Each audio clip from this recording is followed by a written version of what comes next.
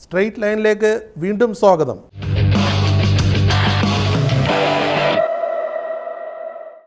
ആദ്യം തന്നെ ആ കുട്ടിയുടെ അച്ഛൻ വിളിച്ചു പറയുന്നത് നിങ്ങളുടെ കുട്ടി മരിച്ചുപോയി എന്നാണ്. നേരിട്ട് പറയുകയാണ്.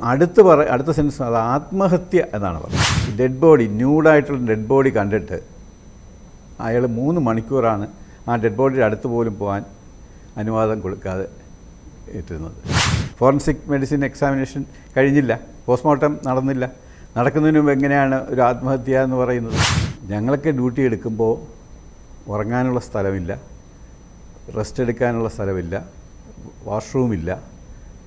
അങ്ങനെ അതുകൊണ്ട് നമ്മൾ സെമിനാർ റൂമിലാണ് പോകുന്നത്. അത് ചില പെൺകുട്ടികൾ.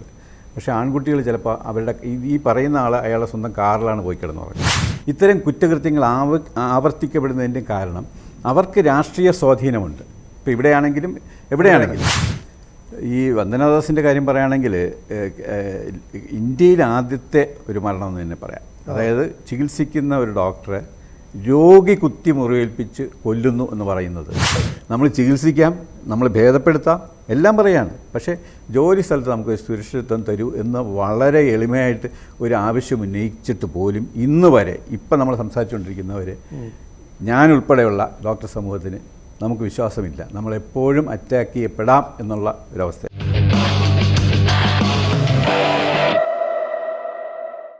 ഇന്ത്യൻ മെഡിക്കൽ അസോസിയേഷൻ മുൻ സംസ്ഥാന സെക്രട്ടറിയും പ്രമുഖ പീഡിയാട്രീഷ്യനുമായ ഡോക്ടർ ടി സുരേഷ് കുമാറാണ് നമ്മുടെ ഇന്നത്തെ അതിഥി. നമസ്കാരം ഡോക്ടർ ടി സുരേഷ് കുമാർ. ഇപ്പോൾ ഡോക്ടർമാരുടെയും നഴ്സുമാരടക്കമുള്ള ആരോഗ്യ പ്രവർത്തകരുടെയും ജീവനും ഒന്നും ഒരു വിലയില്ലാതായോ? കൽക്കട്ട സംഭവമാണ് മുന്നിൽ നിൽക്കുന്നത്. എന്ത് പറയും?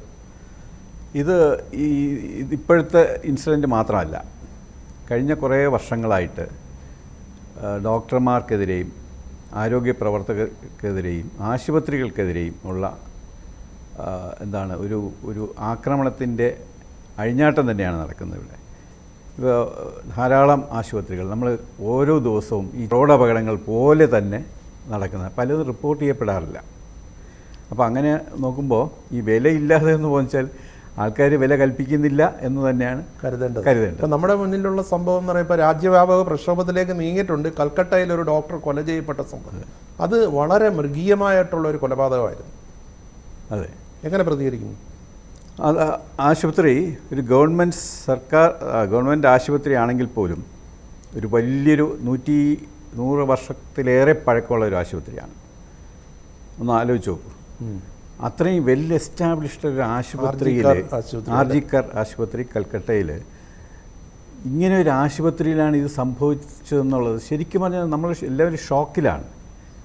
നേരെ മറിച്ച് ഒരു കൊച്ചു ആശുപത്രിയിലാണ് നടക്കുന്നത്, അല്ലെങ്കിൽ ഒരു താലൂക്ക് ആശുപത്രിയിലാണ് നടക്കുന്നതെങ്കിൽ നമുക്ക് മനസ്സിലാക്കാം.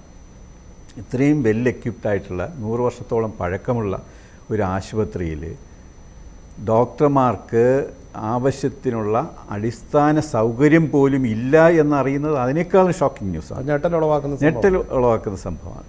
ഈ ഡോക്ടർ എനിക്ക് തോന്നുന്നു അവിടെ താമസിക്കാനുള്ള, രാത്രി ഡ്യൂട്ടിക്ക് കഴിഞ്ഞിട്ട് വിശ്രമിക്കാനുള്ള സൗകര്യം സ്ത്രീകൾക്ക് പ്രത്യേകിച്ച് ഇല്ലെന്ന് തോന്നുന്നു. വാഷ്റൂം പോലും ഇല്ലെന്നാണ്. അതാണ് എൻ്റെ അവസ്ഥ. അതായത് അവിടുത്തെ ഒരു സ്റ്റുഡൻറ്റ്, ഒരു PG സ്റ്റുഡൻറ്റ് ഒരു വീഡിയോ ചെയ്തിരുന്നു. ഇന്ന് വന്ന വീഡിയോ ആണ്. അതിനകത്ത് ആ വിദ്യാർത്ഥി പറയുന്നത്, ഞങ്ങളൊക്കെ ഡ്യൂട്ടി എടുക്കുമ്പോൾ ഉറങ്ങാനുള്ള സ്ഥലമില്ല, റെസ്റ്റ് എടുക്കാനുള്ള സ്ഥലമില്ല, വാഷ്റൂമില്ല. അങ്ങനെ അതുകൊണ്ട് നമ്മൾ സെമിനാർ റൂമിലാണ് പോകുന്നത്. അത് ചില പെൺകുട്ടികൾ. പക്ഷേ ആൺകുട്ടികൾ ചിലപ്പോൾ അവരുടെ ഈ പറയുന്ന ആൾ അയാളുടെ സ്വന്തം കാറിലാണ് പോയി കിടന്നുറങ്ങുന്നത്. സ്വന്തം കാറിൽ പോയി കിടന്നുറങ്ങുന്നത് സാധാരണ ഡ്രൈവർമാർ ആരെങ്കിലും ഗസ്റ്റിനെ കൊണ്ട് വിട്ടിട്ട് കാറിൽ കിടന്നുറങ്ങുന്ന രീതിയുണ്ട്. അതേ അവസ്ഥയാണ് അവിടെ എന്ന് പറയുമ്പോൾ അവർ എന്താണ് അവിടെ പഠിപ്പിക്കുന്നത്? മെഡിക്കൽ എഡ്യൂക്കേഷൻ എന്ന് പറയുന്നത് അത്രയ്ക്ക് വിലയേ ഉള്ളൂ? അല്ലെങ്കിൽ ആ ഒരു ഗവൺമെൻറ് സെറ്റപ്പിലൊക്കെ ഇങ്ങനെയാണോ കാര്യങ്ങൾ നടക്കുന്നത്? ഭയങ്കര ഒരു ഞെട്ടലോടുകൂടിയാണ് നമ്മൾ കേൾക്കുന്നത്. അതുപോലെ ആക്രമിക്കുക, മെഡിക്കൽ കോളേജിൽ കയറി ഇറങ്ങി സ്വൈര്യവിഹാരം നടത്താനുള്ള എല്ലാ സ്വാതന്ത്ര്യമുണ്ട്. അത് കഴിഞ്ഞിട്ട് ഈ പ്രിൻസിപ്പൽ എടുത്ത നിലപാടിന് അതോ? അതെ, അത് പ്രിൻസിപ്പൽ എടുത്ത നിലപാടെന്ന് പറയുന്നത് ആദ്യം തന്നെ ആ കുട്ടിയുടെ അച്ഛൻ വിളിച്ചു പറയുന്നത് നിങ്ങളുടെ കുട്ടി മരിച്ചുപോയി എന്നാണ്. നേരിട്ട് പറയുകയാണ്. അടുത്ത സെൻസ് അത് ആത്മഹത്യ എന്നാണ് പറയുന്നത്. തലേ ദിവസം നൈറ്റ് ഡ്യൂട്ടിക്ക് പോയ മകൾ വളരെ സുരക്ഷിതയായിരിക്കുന്നു എന്ന് കരുതിയിട്ട് വേറെ എവിടെ പോയാലും ആശുപത്രിയിൽ ഡ്യൂട്ടി എടുക്കാൻ പോയെന്ന ഒരു ഡോക്ടറിന് സുരക്ഷിതത്വം 100% ആണ്. അവർക്കൊന്നും സംഭവിക്കില്ല. ഓൺ ദ റോഡ് വല്ലതും സംഭവിച്ചാലേ ഉള്ളൂ. അകത്തൊന്നും സംഭവിക്കാൻ പോകുന്ന പ്രശ്നമില്ല. അവിടുത്തെ രോഗികൾക്ക് എന്ത് ചിലപ്പോൾ സംഭവിച്ചേക്കാം, പക്ഷേ ഡോക്ടറിന് സംഭവിക്കാൻ പാടില്ല എന്നുള്ള ഒരു ഇതിലാണ്. ആ അച്ഛനമ്മമാരോട് പറയുകയാണ്, നിങ്ങൾ കുട്ടി ആത്മഹത്യ ചെയ്തു. അവർക്ക് വിശ്വസിക്കാൻ വയ്യാതെ അവിടെ വന്ന് നിന്നിട്ട് അവർ ഡെഡ് ബോഡി, ന്യൂഡായിട്ടുള്ള ഡെഡ് ബോഡി കണ്ടിട്ട് അയാൾ 3 മണിക്കൂറാണ് ആ ഡെഡ് ബോഡിയുടെ അടുത്ത് പോലും പോകാൻ അനുവാദം കൊടുക്കാതെ ഇട്ടിരുന്നത്. അതെന്ന് പറയുന്നത് വളരെ വളരെ മൃഗീയമായ എന്താണ് ഒരു പ്രിൻസിപ്പലിനടക്കം എന്തോ മറച്ചു വയ്ക്കാനുണ്ടെന്നുള്ളതല്ലേ അതിൽ നിന്നല്ലേ? അതെ, തീർച്ചയായിട്ടും. ആത്മഹത്യ എന്ന് തന്നെ പറയുമ്പോൾ ആത്മഹത്യ അത് ആര് പറഞ്ഞു പറയാൻ? ഫോറൻസിക് മെഡിസിൻ എക്സാമിനേഷൻ കഴിഞ്ഞില്ല, പോസ്റ്റ്മോർട്ടം നടന്നില്ല. നടക്കുന്നതിന് മുമ്പ് എങ്ങനെയാണ് ഒരു ആത്മഹത്യ എന്ന് പറയുന്നത്? അപ്പോൾ ഇതൊക്കെ കാണിക്കുന്നത് ഒരുതരം വെസ്റ്റഡ് ഇൻട്രസ്റ്റ് അല്ലെങ്കിൽ പിന്നെ ഒരു മാഫിയ സംഘത്തിൻ്റെ ഒരു പ്രസൻസാണ് നമുക്ക് ഫീൽ ചെയ്യുന്നത്. ഇപ്പോൾ ഈ പിടിയിലായ പ്രതിക്ക് പുറമെ CBI സംശയിക്കുന്ന ചില ഡോക്ടർമാർക്കും പങ്കുണ്ടോന്നാണ്. 5 ഡോക്ടർമാരെ ഇപ്പോൾ ചോദ്യം ചെയ്തു വരുന്നത്. പക്ഷേ ഇതിൻ്റെയൊക്കെ ദുരൂഹത എന്താണെന്ന് അറിയില്ലല്ലോ. ഈ മാഫിയ സംഘത്തിനകത്ത് ആരൊക്കെ ഉണ്ട്? ഇങ്ങനെയുള്ള സാധാരണഗതിയിൽ വരുമ്പോൾ ഒരു ഇമ്മീഡിയറ്റ് നോൺ ബെയിലബിൾ ആയിട്ടുള്ള അറസ്റ്റ് ചെയ്യുന്ന ഒരു കടുത്ത ശിക്ഷ നടപടികൾ എടുക്കുന്ന ഒരു സമ്പ്രദായം ഉണ്ടായിരുന്നുവെങ്കിൽ ഇതൊന്നും സംഭവിക്കില്ല. ഇതിപ്പോൾ നമ്മൾ തന്നെ പറഞ്ഞുകൊണ്ടിരിക്കുകയാണ്, ഈ CBI അന്വേഷിച്ചുകൊണ്ടിരിക്കുകയാണ്, കുറ്റവാളികളെ ചോദ്യം ചെയ്തുകൊണ്ടിരിക്കുകയാണ്. അതിനകത്ത് ഡോക്ടർമാരുണ്ടെന്ന് പറയേണ്ട ഒരു ആവശ്യം ഈ അറ്റാക്ക് ചെയ്തവരുടെ കൂടെയാണ്. അവരും കൂടെ ചേർന്നിട്ടാണ് ഇതൊരു സ്റ്റോറി ഉണ്ടാക്കുന്നത്. ചിലപ്പോൾ അതൊന്നും ആയിരിക്കത്തില്ല. കാരണം എന്തായാലും ഒരു സഹപ്രവർത്തകയെ ഇങ്ങനെ ബ്രൂട്ടലായിട്ട് ഗാങ് റേപ്പ് ചെയ്യേണ്ട കാര്യമില്ല. പ്രിൻസിപ്പലിന്റെ വാക്കുകളാണ് സംശയത്തിനിടയാക്കിയത്. ആ പ്രിൻസിപ്പലിനെ എന്ത് ചെയ്തു? സർക്കാർ നാഷണൽ മെഡിക്കൽ കോളേജിന്റെ പ്രിൻസിപ്പലായിട്ട് മാറ്റി രാജി പ്രഖ്യാപിക്കുന്നു എന്നൊരു നാടകം കളിച്ചു. പക്ഷെ കോടതിയാണ് അയാൾ വീട്ടിൽ ഇരുന്നാൽ മതി എന്ന് പറഞ്ഞത്. ഇപ്പൊ അത് നമ്മളിപ്പോ സംസാരിക്കുന്ന വേളയിൽ CBI അദ്ദേഹത്തെ ചോദ്യം ചെയ്തുകൊണ്ടിരിക്കുകയാണ്. ചിലപ്പോൾ അറസ്റ്റിലേക്ക് പോയെന്ന് അറിയത്തില്ല. ഈ സാഹചര്യം വെച്ച് നമ്മൾ കേരളത്തിലേക്ക് വന്നാൽ ഇപ്പം നമ്മൾ ഇത് ഒരു മെഡിക്കൽ കോളേജിലാണ് ഇത് നടന്നു എന്ന് പറയുമ്പം കേരളത്തിലെ കോഴിക്കോട് മെഡിക്കൽ കോളേജിൽ ചികിത്സയ്ക്കെത്തിയ യുവതിയെ മാനഭംഗപ്പെടുത്തിയ സംഭവം നമ്മുടെ നാട്ടിൽ നടന്നു. അതേക്കുറിച്ച് എന്ത് പറയാനുണ്ട്? അവിടെ തന്നെ സെക്യൂരിറ്റിക്കാരെ ആക്രമിച്ച, സെക്യൂരിറ്റി കൊടുക്കേണ്ട സുരക്ഷ കൊടുക്കേണ്ട ഉദ്യോഗസ്ഥരെ വരെ മാസമായിട്ട് ചേർന്ന് മർദ്ദിച്ചു. ഇതൊന്നും അൺബുക്ക്ഡായിട്ട് പോവുകയാണ്, ആരെയും ബുക്ക് ചെയ്തിട്ടില്ല. അതുപോലെ ഈ ഏറ്റവും കൂടുതൽ പിന്നെ സുരക്ഷിതത്വം ഉണ്ടെന്ന് കരുതുന്ന വാർഡുകളിൽ കയറി പീഡിപ്പിക്കുക എന്ന് പറയുന്നത് കേട്ടുകേൾവി പോലും ഇല്ലാത്തത്. അതുകൊണ്ടാണ് ഞാൻ നേരത്തെ അതിൻ്റെ അവിടുത്തെ ഒരു യൂണിയൻ ലീഡറായിട്ടുള്ള ഒരു ജീവനക്കാരൻ അതിൽ പ്രതിയാണ്, ഇൻവോൾവ് ആണ്. അപ്പോൾ ഞാൻ ഒരൊറ്റ പിന്നെ കാര്യം പറഞ്ഞാൽ, ഒറ്റ റീസൺ അല്ലെങ്കിൽ സ്റ്റേറ്റ്മെൻറ്റ് പറയുകയാണെങ്കിൽ, രാഷ്ട്രീയമായ ഇടപെടലുകൾ തന്നെയാണ് ഇവരെ കൊണ്ട് ഇത് ചെയ്യിക്കുന്നതും ആൾക്കാരെ ബുക്ക് ചെയ്യാതെ അറസ്റ്റ് ചെയ്യാതെ പോകുന്നതിൻ്റെയും കാരണം. ഇത്തരം കുറ്റകൃത്യങ്ങൾ ആവർത്തിക്കപ്പെടുന്നതിൻ്റെയും കാരണം അവർക്ക് രാഷ്ട്രീയ സ്വാധീനമുണ്ട്. ഇപ്പോൾ ഇവിടെയാണെങ്കിലും എവിടെയാണെങ്കിലും എന്ത് ചെയ്താലും രക്ഷപ്പെടും എന്നുള്ളൊരു അതാണ്. ഏത് ഗവൺമെൻറ് വന്നാലും അവർക്ക് പിടുത്തമുണ്ട് എന്ന് പറയുമ്പോൾ അവർക്ക് കുറച്ചുകൂടെ ധൈര്യം കൂടും. നേരെ മറിച്ച് ജാമ്യം കിട്ടാതെ പിന്നെ കടുത്ത ശിക്ഷ കൊടുത്തുകൊണ്ട് ഉള്ള ഒരു നടപടി ആണെങ്കിൽ തീർച്ചയായിട്ടും അവരതിന് മുതിരുകയില്ല. ഡോക്ടർ വന്ദന ദാസ് എന്ന് പറഞ്ഞൊരു ലേഡി ഡോക്ടർ വളരെ ഒരു എന്താ പറയുന്നത് വളരെ പരിതാപകരമായ അവസ്ഥയിൽ, അത് വളരെ ദുഃഖകരമായ സാഹചര്യമാണ്. കാരണം ഒരച്ഛൻ്റെ അമ്മയുടെ ഏക മകളാണ്. അവർ ഡ്യൂട്ടിക്കിടയിൽ കൊല്ലപ്പെട്ടു. അന്ന് ഈ സർക്കാർ ഇവരുടെ ഡോക്ടർമാരുടെ സുരക്ഷയ്ക്കായി നിയമം കൊണ്ടുവരുമെന്ന് പറഞ്ഞ് നിയമം കൊണ്ടുവന്നിട്ടുണ്ട്. പക്ഷേ അതുകൊണ്ട് എന്തെങ്കിലും പ്രയോജനം ഉണ്ടായോ? ഈ വന്ദനാദാസിൻ്റെ കാര്യം പറയുകയാണെങ്കിൽ ഇന്ത്യയിൽ ആദ്യത്തെ ഒരു മരണം എന്ന് തന്നെ പറയാം. അതായത് ചികിത്സിക്കുന്ന ഒരു ഡോക്ടറെ രോഗി കുത്തി മുറിവേൽപ്പിച്ച് കൊല്ലുന്നു എന്ന് പറയുന്നത് ഇന്ത്യയിൽ ആദ്യമായിട്ടുള്ള കാര്യമാണ്. ഇതിപ്പോൾ മറ്റൊരു വിഷയമാണ്, ചികിത്സയായിട്ട് ബന്ധപ്പെട്ടല്ല. അതെന്ന് പറയുന്ന ആ കുട്ടി ആളുടെ മുറിവ് ഉണക്കാനായിട്ട് ചികിത്സ ചെയ്തുകൊണ്ടിരിക്കുന്ന ആൾ അതേ ആശുപത്രിയിലെ കത്തി കൊണ്ട് കുത്തി കൊല്ലുകയാണ് ചെയ്തത്. അതും ആരാണ്? അവിടുത്തെ സെക്യൂരിറ്റി 4 പോലീസ് ഉദ്യോഗസ്ഥരും നോക്കി നിൽക്കെ ആ കുട്ടിയെ കൊലപ്പെടുത്തുകയാണ്. അപ്പോൾ അത് ശരിക്കും പറഞ്ഞാൽ ഇവിടുത്തെ ഡോക്ടർമാരുടെ സംഘടനകളും മറ്റു പല സംഘടനകളും മെഡിക്കൽ കോളേജിലെ ഡോക്ടർമാരായാലും എല്ലാവരുടെയും നിരന്തരമായ ഒരു ആവശ്യമായിരുന്നു, നമുക്ക് ജോലി സ്ഥലത്ത് സുരക്ഷിതത്വം വേണം എന്ന് പറയുന്നു. മിനിമം കാര്യമാണല്ലേ.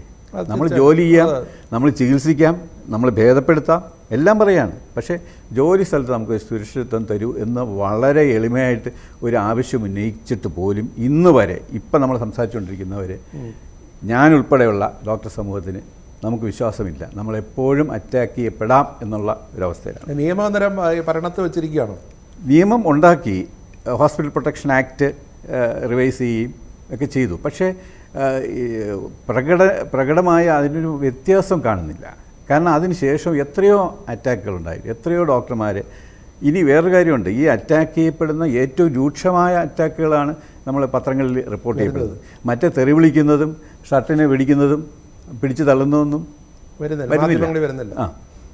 മറിച്ച് ഇതുപോലുള്ള വലിയ സംഭവങ്ങൾ വരുമ്പോൾ റിപ്പോർട്ട് ചെയ്യപ്പെടും. അന്നേരം കുറെ പ്രതികരണങ്ങൾ ഉണ്ടാകുന്നു, അത് പിന്നെയും കെട്ടടങ്ങും, അത് ഡൈ ഓഫ് ചെയ്യുന്നു. ഇപ്പോൾ വന്ദനാദാസിന് ഈ മരിച്ച സന്ദർഭത്തിൽ അന്ന് ആരോഗ്യമന്ത്രി, ഇപ്പോഴത്തെ ആരോഗ്യമന്ത്രി തന്നെയാണ് പറഞ്ഞത്, ആ മോൾക്ക് വലിയ എക്സ്പീരിയൻസ് ഇല്ലാത്തതുകൊണ്ടായിരിക്കും എന്ന് പറഞ്ഞു. അതൊരു ആശുപത്രിയിൽ രാത്രി ഡ്യൂട്ടി ചെയ്യുന്ന വനിതാ ഡോക്ടർ അല്ലെങ്കിൽ ഏത് ഡോക്ടറും ആകട്ടെ, അവരെന്ത് എക്സ്പീരിയൻസ് ആണ് നേടിയെടുക്കേണ്ടത് അവരുടെ ശരീരം സംരക്ഷിക്കുന്നതിന്? അവർ അടിത്തറ പഠിക്കണം. അത് എനിക്കറിയില്ല, അതിൻ്റെ സ്റ്റേറ്റ്മെൻറ്റിൻ്റെ യുക്തി എത്രമാത്രം ആലോചിച്ചിട്ട് എനിക്ക് പിടികിട്ടുന്നില്ല. കാരണം ഒരു ചെറിയ പ്രായത്തിലുള്ള 22 വയസ്സുള്ള ഒരു കുട്ടിക്ക് എന്ത് എക്സ്പീരിയൻസ് ആണ്? അതല്ലെങ്കിൽ ഹൗസ് സർജനാണ്. അതെ, ഹൗസ് സർജൻ എന്ന് വെച്ചാൽ ഹൗസ് സർജൻ കഴിഞ്ഞിട്ട് അവർ പെരിഫറിയിൽ അല്ലെങ്കിൽ ഗ്രാമങ്ങളിലോ ആശുപത്രികളിലോ പ്രാക്ടീസ് ചെയ്തിട്ടല്ലേ എക്സ്പീരിയൻസ് കിട്ടുന്നത്. അപ്പോൾ എനിക്കതിനെക്കുറിച്ച് അറിയില്ല എന്തിനാണത് പറഞ്ഞതെന്ന്. പക്ഷേ നമ്മുടെ അഡ്മിനിസ്ട്രേറ്റീവ് സിസ്റ്റം ഇവിടുത്തെ നമ്മുടെ കേരളത്തിലായാലും ഇന്ത്യയിൽ പൊതുവിലായാലും ഒരു ഹോസ്പിറ്റൽ അല്ലെങ്കിൽ ഡോക്ടർ ഫ്രണ്ട്ലി അല്ല ഹോസ്പിറ്റൽസ്. നമ്മൾ സാധാരണ ശിശു സൗഹൃദ ആശുപത്രി എന്ന് പറയില്ലേ, അത് ശിശുക്കൾക്ക് സൗഹൃദം കൊടുക്കുന്നത്, മാതൃ സൗഹൃദ ആശുപത്രി. പക്ഷേ ആശുപത്രി എല്ലാം തന്നെ ഡോക്ടർ സൗഹൃദമല്ല. അതാണ് ശരിക്കുള്ള ഒരു ഒറ്റ സ്റ്റേറ്റ്മെൻ്റ് ആയിട്ട് പറയാം. ആശുപത്രിയുടെ കാര്യത്തിലാണോ സ്വകാര്യ? എല്ലാ ആശുപത്രികളിലും ഇപ്പോൾ കോർപ്പറേറ്റ് ഹോസ്പിറ്റലാണെങ്കിൽ അവർ ബിസിനസ് പാർട്ട് കൂടെ ഉണ്ട് കോർപ്പറേറ്റ് ഹോസ്പിറ്റലിന്. കാരണം അവർക്ക് നല്ല മെച്ചപ്പെട്ട ചികിത്സ കൊടുക്കണമെങ്കിൽ അവർ സാമ്പത്തികമായിട്ട് മുന്നോട്ട് നിൽക്കണം, ഇല്ലേ?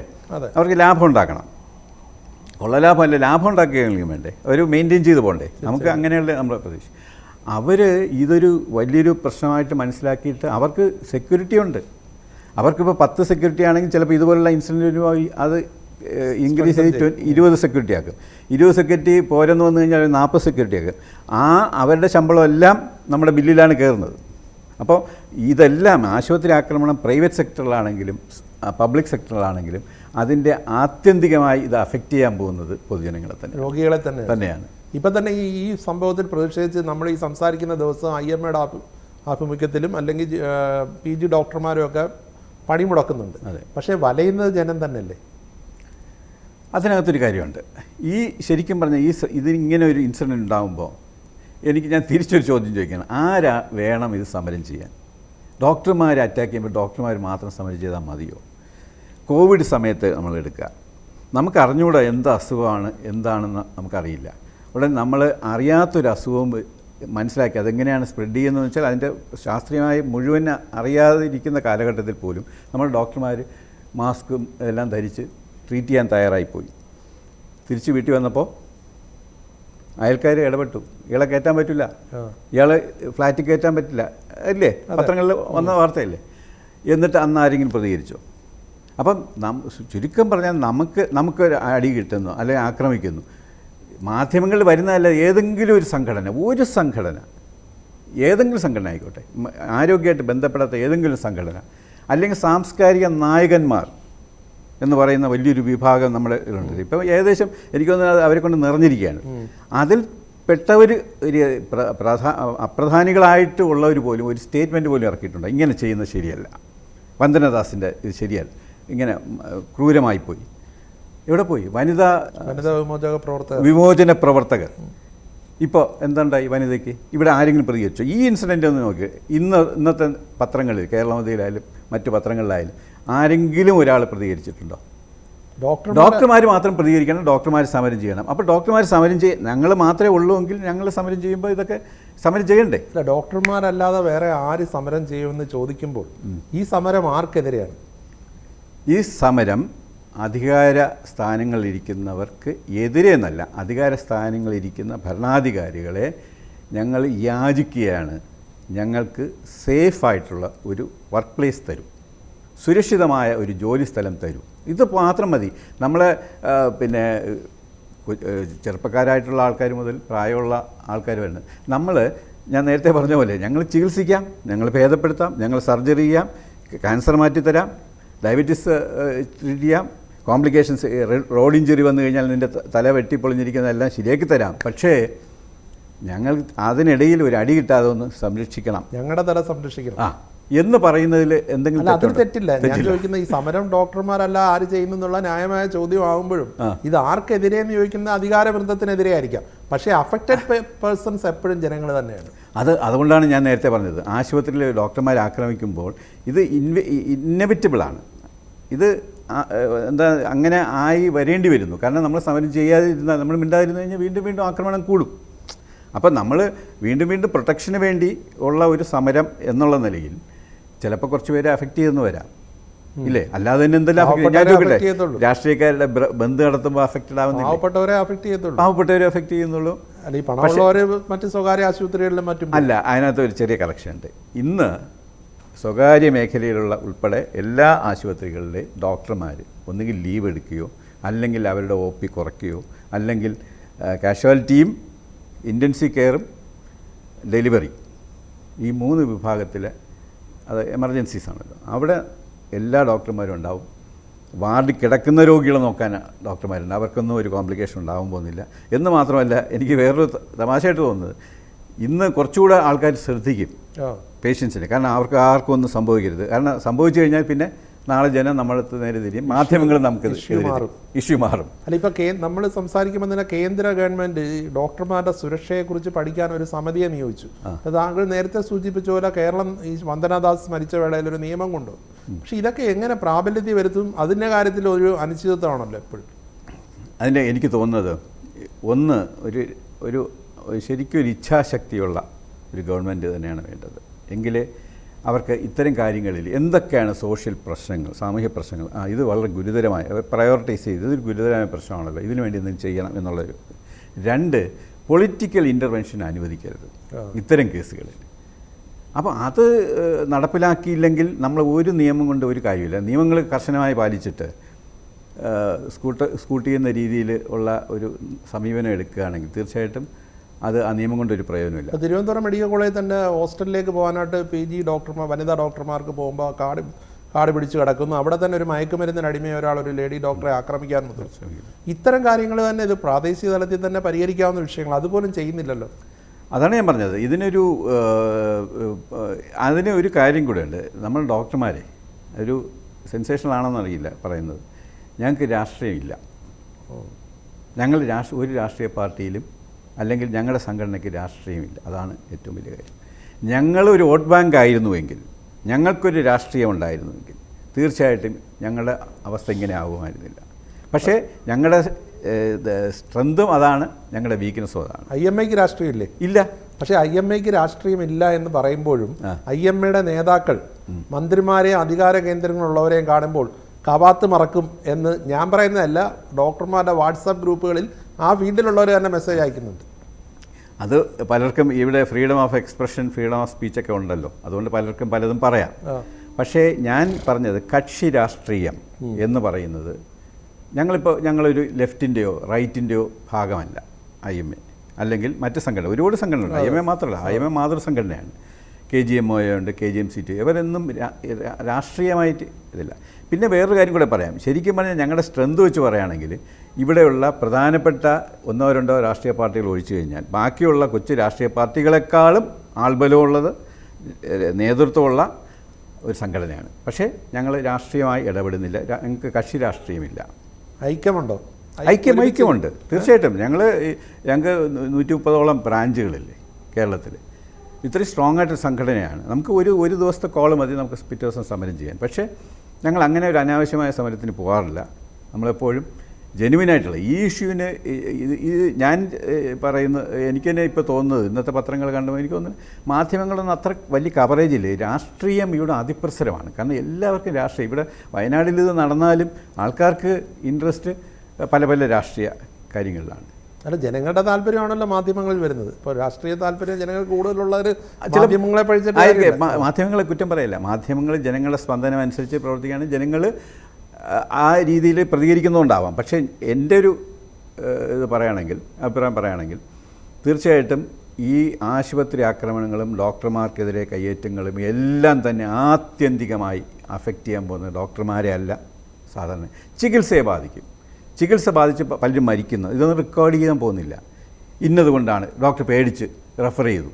ഇപ്പോൾ എൻ്റെ അടുത്തൊരു പേഷ്യൻ്റ് വരുന്നു, എനിക്ക് ചിലപ്പോൾ ട്രീറ്റ് ചെയ്യാൻ പറ്റുമായിരിക്കും, എനിക്ക് പേടിയാണ്, കാരണം ട്രീറ്റ് ചെയ്തുകൊണ്ടിരിക്കുമ്പോൾ എന്തെങ്കിലും സംഭവിച്ചാലോ ഞാൻ റെഫർ ചെയ്യും.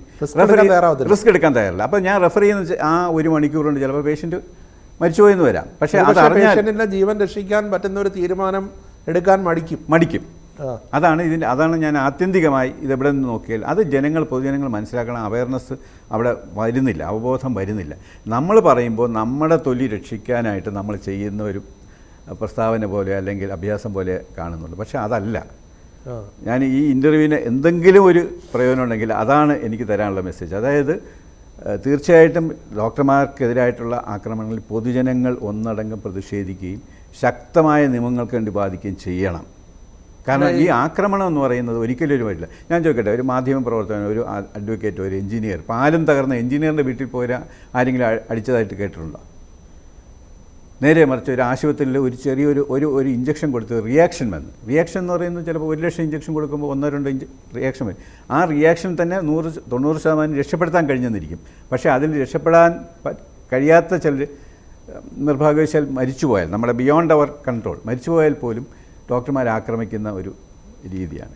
ഈ ഡോക്ടർമാർക്കെതിരെ ആക്രമണം അല്ലെ, ഡോക്ടർമാർ അതിൽ പ്രതിഷേധിച്ച് സമരം ചെയ്യുമ്പോൾ ഇവിടുത്തെ യുവജന സംഘടനകളോ രാഷ്ട്രീയ പാർട്ടികളോ പിന്തുണയുമായി വരുന്നില്ലല്ലോ. വരുന്നില്ല. ഞാൻ പറഞ്ഞില്ലേ, ഇവിടുത്തെ സാംസ്കാരിക രാഷ്ട്രീയ സംഘടനകൾ സാമൂഹിക സംഘടനകൾ ഒന്നും തന്നെ ഇത്തരം കാര്യങ്ങളിൽ അവരൊരു ശ്രദ്ധ കൊടുക്കുന്നില്ല, അല്ലെങ്കിൽ അവർക്ക് താല്പര്യം കാണിക്കുന്നില്ല. അതുകൊണ്ടാണ് ഞാൻ എടുത്തെടുത്ത് പറയുന്നത്. ഡോക്ടർമാരിൽ നല്ലൊരു പങ്ക് ആത്മാർത്ഥതയുള്ളവരും പൊതു സേവനം നടത്തുന്നവരുമാണ്. തീർച്ചയായും. മറിച്ച് എന്നാൽ ചെറിയൊരു വിഭാഗമെങ്കിലും ഈ പ്രൊഫഷൻ്റെ ശോഭയ്ക്ക് മങ്ങലേൽപ്പിക്കുന്ന രീതിയിൽ പെരുമാറിയത് കൊണ്ടല്ലേ ഈ രീതിയിലൊരു അകൽച്ച മറ്റുള്ളവർ? അത് മാത്രമല്ല കാരണം അതൊരു ഞാൻ ചോദിക്കട്ടെ, ഒരു രാഷ്ട്രീയക്കാരൻ്റെ സഹോദരൻ ഒരു ഡോക്ടറാണെങ്കിൽ ചിലപ്പോൾ ആ രാഷ്ട്രീയക്കാരൻ്റെ അതേ സ്വഭാവം കാണും, ഇല്ലേ? ഉണ്ടാവില്ലേ? ഒരു ഗോൽമാൽ കാണിക്കുന്ന ഒരാൾ അയാളുടെ കുടുംബത്തിൽ നിന്ന് വരുന്ന ഒരാൾക്ക് കാണും. അങ്ങനെ വളരെ അപൂർവമായിട്ട് കാണാം. പക്ഷേ ഏറിയ പങ്കും നമുക്ക് അങ്ങനെ ഒരു രോഗിക്കെതിരെ എന്തെങ്കിലും ചെയ്യാനുള്ള ഒരു അവസരം നമുക്ക് കിട്ടുന്നില്ല. കാരണം ചികിത്സ അങ്ങനെയാണ്. പ്രത്യേകിച്ച് ഇപ്പോഴത്തെ മോഡേൺ മെഡിസിൻ എന്ന് വെച്ചാൽ പണ്ട് പനിയും ചുമയും ചികിത്സിക്കുന്ന പോലെ ഇപ്പോൾ വളരെ സൂപ്പർ സ്പെഷ്യാലിറ്റി ഉൾപ്പെടെയുള്ള സംവിധാനങ്ങളുള്ളിടത്ത് നമുക്കൊരിക്കലും പേഷ്യൻറ്റിനെതിരായിട്ടൊന്നും ചെയ്യാൻ കഴിയില്ല. അതിനുള്ള അവസരം കിട്ടുകയില്ല. അതിനുള്ള അവസരം അല്ല. MBBSനുള്ള പഠനത്തോടുള്ള താല്പര്യം കുറഞ്ഞു വരുന്നുണ്ടോ? തീർച്ചയായിട്ടും. കാരണം ഇതൊരു നല്ല പ്രൊഫഷൻ അല്ല. ഇപ്പോൾ 5 വർഷം കടന്ന് കഷ്ടപ്പെട്ട് ആദ്യം തന്നെ എൻട്രൻസിന് വേണ്ടി കുത്തിയിരുന്ന് പഠിക്കണം. അത് കഴിഞ്ഞ് പഠിച്ചു കഴിഞ്ഞാൽ 5 വർഷം കടന്ന് കഷ്ടപ്പെട്ട് പഠിച്ചു കഴിഞ്ഞാൽ പിന്നെ PG, അതിനുശേഷമുള്ള സൂപ്പർ സ്പെഷ്യാലിറ്റി അടക്കം ഒരു യൗവനത്തിൻ്റെ ഒരു ദീർഘകാലം ഇതിനു വേണ്ടി ചെലവഴിക്കും. 12 മുതൽ 15 കൊല്ലം എടുക്കും. ഒരു ഡോക്ടർ ഒരു നല്ല സ്പെഷ്യലിസ്റ്റ് ആവാൻ 12 മുതൽ 15 കൊല്ലം എടുക്കും. അത്രയും സമയം വേസ്റ്റാക്കി ആൺകുട്ടികൾ ഇപ്പോൾ പൊതുവിൽ ഇതിനകത്ത് വരാറില്ല. അത് തന്നെ വന്നു തുടങ്ങി. ആൺകുട്ടികൾ കുറഞ്ഞു തുടങ്ങി, വളരെയധികം കുറഞ്ഞു. ഇപ്പോൾ ആൾമോസ്റ്റ് ഒരു 80% വിദ്യാർത്ഥികളാണ്, പെൺകുട്ടികളാണ്. കാരണം അവർക്ക് ഇതിനോട് ഇത്രയും താല്പര്യമില്ല, ഇത്രയും കൊല്ലം ഇതിനു വേണ്ടി വേസ്റ്റ് ചെയ്യാനായിട്ട് കഴിയുന്നില്ല. പിന്നെ അന്ന് മാത്രമല്ല, വിദേശ രാജ്യങ്ങളിൽ ഇത് 12ാമത്തെയോ 15ാമത്തെയോ ലൈക്ക് ചെയ്യുന്ന പ്രൊഫഷനാണ് മെഡിക്കൽ പ്രൊഫഷൻ. അതിൻ്റെ അല ഇവിടെയും വരുന്നുണ്ട്. ഈ കഴിഞ്ഞ 20 കൊല്ലങ്ങൾക്ക് മുമ്പൊക്കെ ആണെങ്കിൽ ഭയങ്കര എൻട്രൻസിന് ജ്വരവും ഇതൊക്കെ ആയിരുന്നു. ഇപ്പോൾ നല്ല നല്ല മിടുക്കരായ വിദ്യാർത്ഥികൾ, ഞാൻ പീഡിയാട്രീഷ്യനാണ്, ഞാൻ 10-35 കൊല്ലം കൊണ്ട്. ഇപ്പോൾ വരുന്ന ട്രെൻഡ് 8ാം ക്ലാസ് 9ാം ക്ലാസ് പഠിക്കുന്ന കുട്ടികളോട് ഞാൻ ചോദിക്കും, മോന് എന്താണ് താല്പര്യം? അതിൽ 95% ഡോക്ടറാവാൻ ആരും പറയുന്നില്ല. വളരെ അപൂർവമായിട്ട് ചിലർ പറയും. അതും പ്രത്യേകിച്ച് ഡോക്ടർമാരുടെ മക്കളാരും ഡോക്ടറാവാൻ താല്പര്യം കാണിക്കുന്നേ ഇല്ല. പക്ഷേ ഇത് പരിപാവനമായ ഒരു പ്രൊഫഷനാണല്ലോ. അതിൻ്റെ ഒരു ഗ്ലാമറിന് ഇപ്പോഴും കോട്ടം തട്ടിയിട്ടുണ്ടോ? അല്ല, ഗ്ലാമർ എന്ന് പറയുന്നത് ഈ അടി കൊണ്ടിട്ട് പിന്നെ ഗ്ലാമർ കാണിച്ചിട്ട് എന്ത് കാര്യം? അടിയുടെ ഭീഷണി ഉള്ളപ്പോൾ എന്ത് ഗ്ലാമർ? ഈ 15 വർഷത്തിൻ്റെ കാര്യം പറഞ്ഞു, നമ്മൾ സുരക്ഷയുടെ കാര്യവും ചർച്ച ചെയ്തു, ഗവൺമെൻറ് ഉൾപ്പെടെ ചെയ്യേണ്ടതാണ്. പക്ഷേ ഈ ഡോക്ടർ ഇപ്പോൾ PG റെസിഡൻ്റ് എന്ന് പറയുന്നവർ എത്ര മണിക്കൂർ ജോലി ചെയ്യുന്നു? PG റെസിഡൻറ്റ് ഈ കുട്ടി, ഈ മരിച്ച കുട്ടി 36 മണിക്കൂർ ഡ്യൂട്ടിയിലായിരുന്നു. ഈ RG കാർ ആശുപത്രി. അതെ, RG കാർ ആശുപത്രിയിലെ ഈ ലേഡി ഡോക്ടർ പൾമനോളജി PGക്ക് കിട്ടിയ PG പഠിച്ചുകൊണ്ടിരിക്കുന്ന ഈ കുട്ടിക്ക് 36 മണിക്കൂർ തുടർച്ചയായ ജോലിയിലായിരുന്നു. അതിനുള്ള ക്ഷീണം തീർക്കാനാണ് ആ പാവം കുട്ടി സെമിനാർ ഹാളിലേക്ക് പോയത്. അതിൻ്റെ അവസാനം ശമ്പളം മരണമായിരുന്നു. അതെ, അത് ഈ 36 മണിക്കൂർ എന്ന് വളരെ അത്ഭുതമല്ല. നമ്മുടെ നാട്ടിലും 36-48 മണിക്കൂറൊക്കെ തുടർച്ചയായിട്ട് ജോലി ചെയ്യുന്ന ആൾക്കാരുണ്ട്, സ്റ്റുഡൻസ് ഉണ്ട്. അവരെ ഹരസ് ചെയ്യുന്ന രീതിയിലുള്ള ഇടപാടുകളുമുണ്ട്. സംവിധാനം മാറ്റാൻ IMAക്ക് കഴിയത്തില്ലേ? അല്ല, IMAക്ക് എന്ന് പറയുന്നത് ഏത് സംഘടനയാണെങ്കിൽ പോലും നമ്മളിത് ആവശ്യപ്പെട്ടുകൊണ്ടിരിക്കുന്ന സംഗതികളാണ്. പക്ഷേ അതൊക്കെ ഞാൻ പറഞ്ഞില്ലേ, ഒരു ഇച്ഛാശക്തിയുള്ള ഗവൺമെൻറ് ഉണ്ടെങ്കിൽ മാത്രമേ ഇത്തരം മാറ്റങ്ങൾ ഉണ്ടാവുള്ളൂ. അല്ലെങ്കിൽ ഇതെല്ലാം ഇത് പഴയപടി തന്നെ പോകും. ഈ മെഡിക്കൽ കോളേജിലും മറ്റുള്ള ഈ പഠിക്കുന്ന വിദ്യാർത്ഥികൾക്കുള്ള ഡ്യൂട്ടി ടൈമിംഗ്, ഇപ്പോൾ ഈ പറഞ്ഞ PG റെസിഡൻറ്റ് 36-48 മണിക്കൂർ വരെ ജോലി ചെയ്യുന്നു.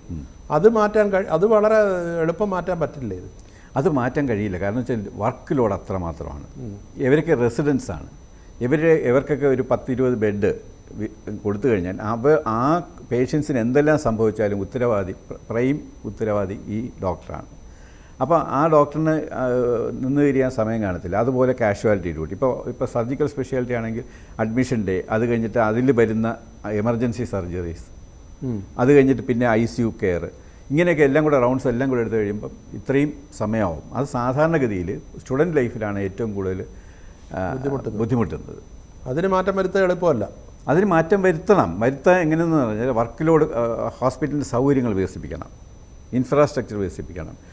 പിന്നെ അതുപോലെ നമ്പർ ഓഫ് സ്റ്റുഡൻസിനെ എടുക്കുന്നത് കൂടുതൽ, ആശുപത്രിയിലെ ഫെസിലിറ്റീസ് കൂടണം. അപ്പോൾ ഇത്തരം ഒരുപാട് ബേസിക് ആയിട്ടുള്ള ബാക്ക്ഗ്രൗണ്ടിൽ കുറച്ച് കാര്യങ്ങളുണ്ട്, അഡ്മിനിസ്ട്രേറ്റീവ് കാര്യങ്ങളുണ്ട്. അതുകൊണ്ടെങ്കിൽ മാത്രമേ അതിനൊരു മാറ്റം വരും. എന്തായാലും ഇപ്പോഴത്തെ ഒരു അവസ്ഥയിൽ ആൾക്കാർക്കിടയിൽ ഒരു ഭീതി വന്നിട്ടുണ്ടല്ലേ ഡോക്ടർമാർക്കിടയിൽ? തീർച്ചയായിട്ടും. ഇത് ഈ ഇൻസിഡൻറ്റ് മാത്രമല്ല, ഈ ഇൻസിഡൻറ്റ് നമ്മൾ ഭീതിയുടെ കൂടെ ഒന്നുകൂടെ ഭീതിയായി. കാരണം ഇപ്പോൾ പെൺകുട്ടി എങ്ങനെയാണ് ധൈര്യപൂർവ്വം ഒരു കുട്ടിയെ, ഒരു പോസ്റ്റ് ഗ്രാജുവേറ്റ് ഡോക്ടറെ ആശുപത്രിയിലേക്ക് പറഞ്ഞയക്കുന്നു? വേറെ എടുത്തുമല്ല, യാത്ര പോവുകയല്ല, ആശുപത്രിയിൽ ഡ്യൂട്ടി എടുക്കാൻ എങ്ങനെ പറഞ്ഞയക്കാൻ കഴിയും? അതിൻ്റെ അടുത്ത ദിവസം തന്നെ ഇപ്പോൾ ഇന്ന് വന്ന വാർത്ത, ഒരു നഴ്സിനെ ഇതുപോലെ മാനഭംഗപ്പെടുത്തി കൊന്ന് വഴിയിൽ ഉപേക്ഷിച്ചെന്നുള്ള. അതെ, അത് അന്നേരം ആരോഗ്യ മേഖലയിൽ പ്രവർത്തിക്കുന്ന എല്ലാവരുടെയും നമ്മൾ സംസാരിച്ച് ഇന്നൊരു ഡോക്ടറുടെ ഇൻസിഡൻറ്റ് ആയതുകൊണ്ടാണ് പല നേഴ്സുമാർക്കും പാരാമെഡിക്കൽ സ്റ്റാഫിനൊക്കെ ഇത്തരം ആക്രമണങ്ങൾക്ക് വിധേയരാണ്. കാരണം ഒരു ആശുപത്രി ആക്രമിക്കുമ്പോൾ ഡോക്ടർമാരെ മാത്രം അല്ല, അവിടുത്തെ നേഴ്സുമാരെയൊക്കെ ആക്രമിക്കുന്നു. അല്ല, ഈ സുരക്ഷാ സംവിധാനം ശക്തിപ്പെടുത്തണമെന്ന് പറയുമ്പം പോലീസിൻ്റെ ഒരു സുരക്ഷയാണോ ഉദ്ദേശിക്കുന്നത്? ഇപ്പം തന്നെ കൊട്ടാരക്കര താലൂക്ക് ആശുപത്രി പോലീസുകാരെ തന്നെ ഡ്യൂട്ടി. അല്ല, ഇത് നമ്മുടെ ഈ ആശുപത്രി എന്ന് പറയുന്നത് വളരെ ഇമ്പോർട്ടൻ്റ് ആയിട്ടുള്ള ലൈഫ് കൈകാര്യം ചെയ്യുന്ന ഒരു മേഖലയാണ്, ഒരു ഏരിയയാണ് എന്നുള്ളത് ആദ്യം പ്രഖ്യാപിക്കണം. അവിടെ നേരത്തെ താങ്കൾ പറഞ്ഞ പോലെ കയറി ഇറങ്ങി നടക്കാനുള്ള സ്ഥലമല്ല, പബ്ലിക് പ്ലേസ് അല്ല. വളരെ അത്യാവശ്യമുള്ളവർക്ക് മാത്രമേ, അല്ലെങ്കിൽ വിത്ത് പെർമിഷൻ അങ്ങനെ വരുമ്പോൾ തന്നെ ക്രൗഡ് മാനേജ്മെൻറ്റ് വരുന്നു. മറ്റേതങ്ങനെയല്ല, ആർക്കും എവിടെയെങ്കിലും കയറി ചെല്ലാം, ഏത് അറ്റം വരെയും പോകാമെന്നുള്ളൊരു നിയമം. ഈ ആശുപത്രി ഇടങ്ങൾ എന്ന് പറയുന്നത് സുരക്ഷ വേണ്ട ഇടങ്ങൾ ആയിട്ട് മാറണം. പോലീസ് എയ്ഡ് പോസ്റ്റ് വേണം. അവിടെ നിന്നുള്ള ഓരോ കോളും ഇമ്മീഡിയറ്റ് ആയിട്ട് അറ്റൻഡ് ചെയ്യാനുള്ള സംവിധാനങ്ങളും, എന്തെങ്കിലും ഒരു അറ്റാക്ക് വന്നു കഴിഞ്ഞാൽ അതിനെ കവർ ചെയ്യാനുള്ള ഫോഴ്സും വേണം. ഇത് ഇല്ലെങ്കിൽ ഇനി ഇതെല്ലാം സംഭവിച്ചുകൊണ്ടിരിക്കും. ഇത് നമ്മളിങ്ങനെ കാലാകാലങ്ങളിൽ പറഞ്ഞുകൊണ്ടിരിക്കുകയാണ്. പക്ഷേ ഇത് അതിൻ്റെ എത്തേണ്ടടുത്ത് എത്തിയിട്ടുണ്ട്. പക്ഷേ അവർക്ക് ഇതിനോട് അവരുടെ പ്രയോറിറ്റി ഇതല്ല. അതുകൊണ്ടാണ് ഞാൻ പറഞ്ഞത്, ഞങ്ങൾ വോട്ട് ബാങ്കല്ല. അത് ഞങ്ങൾ മാത്രം, ഡോക്ടർമാർ മാത്രമല്ല, ആരോഗ്യ പ്രവർത്തകർ, അതായത് ഹോസ്പിറ്റലിൽ വർക്ക് ചെയ്യുന്ന ആരും തന്നെ ഒരു വോട്ട് ബാങ്കായിട്ട് പ്രവർത്തിക്കുന്നില്ല. ആ വോട്ട് ബാങ്ക് ആയിരുന്നുവെങ്കിൽ ചിലപ്പോൾ ശരിക്കും പറഞ്ഞാൽ ചെറിയ ചില്ലറ ആവശ്യങ്ങൾ വരെ അവർ കാര്യം സാധിച്ചു തന്നേനെ. ഇപ്പോൾ താങ്കൾ ഒരു സീസൺഡ് ഡോക്ടർ മാത്രമല്ല, ഒരു സാമൂഹിക നിരീക്ഷകൻ കൂടിയാണ്, പലതും എഴുതുന്ന ഒരാൾ കൂടിയാണ്. ഇപ്പോൾ ഈ ഹോസ്പിറ്റലിലെ ക്രൗഡ് മാനേജ്മെൻറ്റിൻ്റെ കാര്യം പറയുമ്പോഴാണ്, ഇവിടെ നമ്മുടെ ഒരു ബന്ധുവോ ഒരു പരിചയക്കാരനോ ആശുപത്രിയിൽ അഡ്മിറ്റ് ചെയ്താൽ അടുത്ത ദിവസം പോയി കണ്ടില്ലെങ്കിൽ എന്ത് വിചാരിക്കും എന്ന് ചിന്തിക്കുന്ന ഒരു സമീപനം സമൂഹത്തിനുണ്ട്. അതേക്കുറിച്ച് എന്ത് പറയുന്നു? അത് നമ്മുടെ തെറ്റായ കീഴ്വഴക്കമാണ്. അത് ഞാൻ ചോദിക്കട്ടെ, മുമ്പ് ആശുപത്രിയിലുണ്ടായ സംവിധാനം അല്ലല്ലോ ഇപ്പോഴത്തെ ആശുപത്രി സംവിധാനം. എൻ്റയർലി മറ്റ് അന്ന് പനി ചുമ എന്നൊക്കെ പറഞ്ഞിട്ട് ആര് പോയാലും ബെഡിൽ കിടത്തി ഒരു 3 ദിവസം ചികിത്സിച്ച്. കാരണം അന്ന് തന്നെ നമുക്കറിയില്ല എന്താണ് അസുഖമെന്ന്. ഇപ്പോൾ വളരെ അഡ്വാൻസ് ആയതുകൊണ്ടാണ് നമുക്ക് ഇതൊക്കെ അസുഖങ്ങളുടെ രീതി മനസ്സിലാവുന്നത്. അതുപോലെ അതിനുള്ള അഡ്വാൻസ് ട്രീറ്റ്മെൻ്റ് ഉള്ളത്. അന്ന് ഇതൊക്കെ ഒരു തരം എന്താണ് ഒരു ഇൻഫോർമലായിട്ട് പറയുകയാണെങ്കിൽ വന്ന് കാണുക, ഓറഞ്ചും ആപ്പിളും വാങ്ങിച്ചു കൊടുക്കുക, ക്ഷേമം അന്വേഷിച്ചിട്ട് പോവുക, ഇതൊക്കെ ഒരു കീഴ്വഴക്കം ആചാരം പോലെയായിരുന്നു. പക്ഷേ ഇപ്പോൾ ആരും അങ്ങനെ ചെയ്യുന്നത്. ഇപ്പോൾ ന്യൂക്ലിയർ ഫാമിലി സെറ്റപ്പ് വന്നതോടെ ഇപ്പോൾ അധികം ഇല്ല. ഇപ്പം ഇല്ല എങ്കിൽ പോലും നാട്ടുമ്പുറങ്ങളിൽ ഇപ്പോഴും ഉണ്ട്. ആരെങ്കിലും അസുഖമായിട്ട് പോയി കഴിഞ്ഞാൽ, പ്രത്യേകിച്ച് ഈ കോവിഡ് വന്നതിന് ശേഷം എല്ലാവർക്കും ഇപ്പോൾ മനസ്സിലായി, അന്വേഷിച്ച് വരുന്നത് അപകടമാണെന്ന് മനസ്സിലായി. കാരണം വന്ന് കോവിഡും കൊടുത്തിട്ട് പോകും. അതൊരു മാറേണ്ട കൾച്ചർ തന്നെയാണ്. അത് മാറേണ്ട കൾച്ചർ തന്നെയാണ്. താങ്കൾ അതുപോലെ തന്നെ ചെറുകിട ആശുപത്രി സംഘടനകളുടെ ഒരു സംസ്ഥാന നേതാവ് കൂടിയാണ്. ഇപ്പം വലിയ മൾട്ടി സ്പെഷ്യാലിറ്റി റോബോട്ട് ചികിത്സ അടക്കം വലിയ ആശുപത്രി, ഇപ്പോൾ തലസ്ഥാന നഗരം എടുത്താൽ തന്നെ വലിയ ആശുപത്രികൾ വരുന്നത്. അതെ. അന്നേരം ഈ അവസരത്തിൽ ഈ ചെറുകിട ആശുപത്രികളൊക്കെ എങ്ങനെ പിടിച്ചു നിൽക്കുന്നു? വളരെ വളരെ പ്രധാനപ്പെട്ട കാലികമായ ചോദ്യമാണ് താങ്കൾ പറഞ്ഞത്.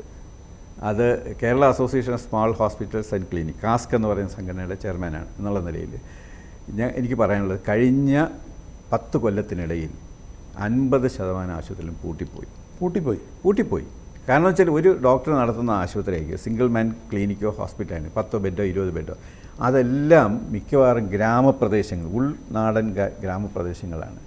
അപ്പോൾ അവരൊക്കെ ഒരു 60-65 വയസ്സായി കഴിയുമ്പം അവരുടെ മക്കൾ ഇത് വരണമെന്നുണ്ടെങ്കിൽ അവിടെ ഈ പറഞ്ഞ പോലെ ആശുപത്രി ആക്രമണമോ അല്ലെങ്കിൽ ഇങ്ങനെയുള്ള കാര്യങ്ങളെല്ലാം കിടന്ന് കെട്ടിമറിയുന്ന ഈ സംസ്ഥാനത്ത് പൊതുവെ ആർക്കും താല്പര്യമില്ല, അടുത്ത ജനറേഷൻ താല്പര്യമില്ല, അങ്ങനെ അടച്ചിട്ട്. അതോടൊപ്പം തന്നെയാണ് ചില നിയമങ്ങൾ, ഈ ചെറുകിട ആശുപത്രികൾക്ക് വരെ കൺട്രോൾ ചെയ്യുന്ന ചില നിയമങ്ങൾ. ആക്ച്വലി ഒരു MBBS ഡോക്ടറിന് 10, 30, 40 കൊല്ലം അയാൾ ആശുപത്രി ഒരു കുഴപ്പമില്ലാതെ ചികിത്സിക്കുകയാണെങ്കിൽ അത് തന്നെയാണ് ഏറ്റവും വലിയ ലൈസൻസ്.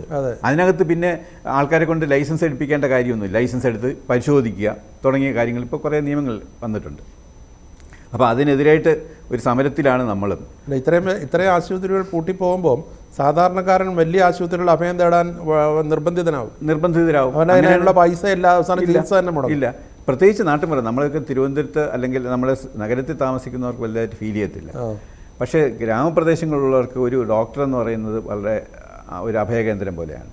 അവർക്ക് എത്രയോ മണിക്കൂറിൽ, പിന്നെ ചിലപ്പോൾ 1-1.5 മണിക്കൂർ ടാക്സിയൊക്കെ പിടിച്ച് വേണം അടുത്ത വലിയ ആശുപത്രി പോകാൻ. അപ്പോൾ ഇതൊക്കെ അനുഭവിച്ചുകൊണ്ടിരിക്കുകയാണ്. ഞാൻ പറഞ്ഞില്ലേ, ഇത്തരം കാര്യങ്ങൾ ഞങ്ങൾ സ്ഥിരമായി പറയുന്ന ചില കാര്യങ്ങളുണ്ട്. അതൊക്കെ നമ്മുടെ പ്രൊഫഷന് വേണ്ടി മാത്രമല്ല, ഗവൺമെൻറ് ശ്രദ്ധിക്കുന്നില്ല. അപ്പോൾ താങ്കൾ വളരെ പരിചയസമ്പന്നനായ ഒരു പീഡിയാട്രീഷ്യൻ കൂടിയാണ്. ഇപ്പം നമ്മുടെ നാട്ടിൽ ഒരുപാട് സാംക്രമിക രോഗങ്ങൾ അല്ലെങ്കിൽ ഈ മറ്റേ പനികൾ, പലതരത്തിലുള്ള പനികൾ വരുന്നുണ്ട്. എലിപ്പനി അങ്ങനെയുള്ളതല്ലാതെ ഇപ്പോൾ ഓരോ പുതിയ അമീബിക് മസ്തിഷ്ക ജ്വരം തടസ്സമുണ്ട്. അന്നേരം ഈ കുട്ടികൾ എന്താണ് ശ്രദ്ധിക്കേണ്ടത്? ശരിക്കും ഇത്തരം പനികളിലൊന്നും വരാതിരിക്കാൻ കുട്ടികൾ, ഇപ്പോൾ ഒരുപാട് എല്ലാവരുടെയും അറ്റൻഷൻ എപ്പോഴും കുട്ടികളുടെ ആരോഗ്യവും വിദ്യാഭ്യാസവുമാണ്. കുട്ടികളുടെ കാര്യത്തിൽ എന്താണ് ശ്രദ്ധിക്കുന്നത്? കുട്ടികളിലെ പ്രധാനം പകർച്ചവ്യാധികളും പകർച്ചേതര വ്യാധികളുമുണ്ട്. അപ്പം നമ്മൾ ഇതുവരെ വിചാരിച്ചുകൊണ്ടിരുന്ന പകർച്ചവ്യാധികൾ മാത്രമേ ബാധിക്കുന്നുള്ളൂ കുട്ടികളെ. പകർച്ചേതര വ്യാധികൾ ജീവിതശൈലി രോഗങ്ങളാണ്. ജീവിതശൈലി രോഗങ്ങളുടെ അടിസ്ഥാനം ഇടുന്ന കുട്ടിക്കാലത്താണ്. ഓവർ ഈറ്റിംഗ്, ജങ്ക് ഫുഡ് കഴിക്കുന്നത്, വ്യായാമമില്ലാത്തത്, ഉറക്കമില്ലാത്തത്, സ്ക്രീൻ ടൈം കൂടുന്നത്, പിന്നെ തെറ്റായ ഷെഡ്യൂളുകൾ. അതായത് രാവിലെ 7 മണിക്ക് സ്കൂൾ ബസ് വന്ന് കറക്കി എടുത്തുകൊണ്ട് 8-8:30 കൊണ്ടുപോകുക, തിരിച്ച് വന്നിട്ട് കുട്ടി ട്യൂഷന് പോകുക തുടങ്ങിയിട്ടുള്ള നിരവധി ഫാക്ടേഴ്സ് ആരോഗ്യത്തെ ബാധിക്കുന്നുണ്ട്. ഒന്ന്. രണ്ടാമത്, പകർച്ചവ്യാധികളെക്കുറിച്ച് പറയുകയാണെങ്കിൽ ഇപ്പോൾ ചില സ്കൂളുകൾ അവർ വളരെ സ്ട്രിക്റ്റായിട്ട് ആർക്കെങ്കിലും പനിയോ ജലദോഷമോ ചുമയോ ഉണ്ടെങ്കിൽ അവരോട് പറയും, പാരൻസിനോട് പറഞ്ഞിരിക്കും കുട്ടി ഇങ്ങോട്ട് വിടണ്ട. വളരെ അപൂർവം സ്കൂളുകളാണ്. പക്ഷേ അല്ലാത്ത സ്കൂളുകൾ യൂണിറ്റ് ടെസ്റ്റ് ഉണ്ട്, നോട്ട് കൊടുക്കും, എന്താ വിടാത്തത്, മെഡിക്കൽ സർട്ടിഫിക്കറ്റ് കൊണ്ടുപോകാം തുടങ്ങിയ കാര്യങ്ങൾ. മെഡിക്കൽ സർട്ടിഫിക്കറ്റ് സുപ്രീം കോടതി ഒരു നോട്ടിഫിക്കേഷൻ, ഒരു ഡയറക്റ്റീവ് തന്നെയുണ്ട്. മെഡിക്കൽ സർട്ടിഫിക്കറ്റ് ചോദിക്കേണ്ട കാര്യമില്ല. പാരൻസ് ഡയറിയിൽ എഴുതി കൊടുക്കുക അല്ലെങ്കിൽ വിളിച്ച് പറയുകയോ ചെയ്താൽ അത് കൺസിഡർ ചെയ്യാം. അല്ലെങ്കിൽ അയാൾ കുട്ടിയെ ചികിത്സിക്കുകയും വേണം, നമ്മുടെ OPയിൽ വന്നിരുന്ന് കാത്തിരുന്ന് മെഡിക്കൽ സർട്ടിഫിക്കറ്റ് വാങ്ങിയിട്ട് പോകണം. അത് അവരെ ഹരസ് ചെയ്യുന്ന പോലെയാണ്.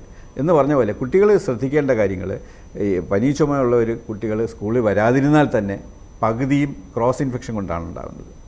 ഒരു ക്ലാസ്സിലുള്ള കുട്ടികൾ, അതെ, പനിയും അങ്ങനെ പകർച്ചവ്യാധികളുള്ള കുട്ടികൾ വരാതിരുന്നു കഴിഞ്ഞാൽ തന്നെ ഇതിൻ്റെ സ്പ്രെഡ് കുറയും. പക്ഷെ ആരും അങ്ങനെ തയ്യാറാവുന്നില്ല. അതുപോലെ മൊബൈൽ ഉപയോഗം, സ്ക്രീൻ പ്രസൻസ് എന്ന് പറയുന്നത്, മൊബൈൽ ഉപയോഗം വളരെയധികം വർദ്ധിച്ചു വരികയല്ലേ?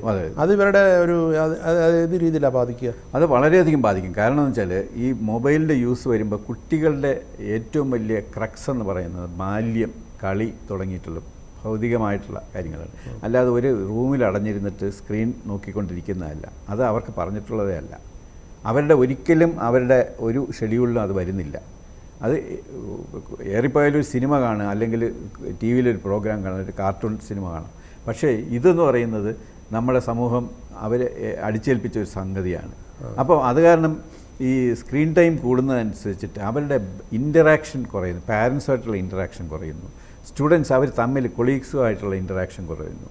ഇങ്ങനെ തുടങ്ങിയിട്ടുള്ള ഇത് വരുമ്പോൾ അവരുടെ മെൻ്റൽ ഹെൽത്ത് വളരെ മോശമാവുകയും അതനുസരിച്ചിട്ട് തന്നെ അവരുടെ ഭൗതിക സാഹചര്യം, ഇപ്പോൾ ഉദാഹരണത്തിന് കളിക്കേണ്ട സമയത്ത്, വൈകുന്നേരം കളിക്കേണ്ട സമയത്ത് ടി വി പിന്നെ മൊബൈൽ നോക്കിക്കൊണ്ടിരിക്കുന്ന കുട്ടികളുടെ വ്യായാമം എന്താവും?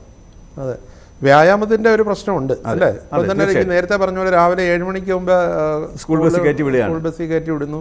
വലിയ ലോഡുമായിട്ട് ഉച്ചയ്ക്ക് വന്നിട്ട് പിന്നെ അടുത്ത ട്യൂഷൻ പോകുന്നു. അതെ, കുട്ടികളെ മാത്രം കുറ്റം പറയാനും പറ്റില്ല അല്ലേ? അത് 10% ബോഡി വെയ്റ്റിൻ്റെ 10% സ്കൂൾ ബാഗ് കാണാൻ പാടുള്ളൂ. പക്ഷേ ഈ അമിതമായ ഭാരം കയറ്റിയിട്ട് ചിലപ്പോൾ 3-4 നിലകളാണ് കയറുന്നത്. പല കുട്ടികൾക്കും സ്പൈനൽ ഇഷ്യൂസ് ഉണ്ട്.